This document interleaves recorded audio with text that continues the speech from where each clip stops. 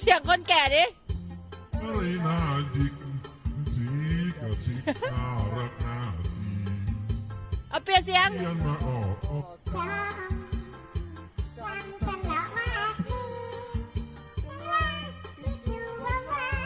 คนแก่คนแก่เอาเสียงคนแก่ เขาหยุดลงปั๊บเขาหมุนปับหมุนปับเขาหยับเขาจี เอาเสียงเด็กเสียงเด็ก ใจ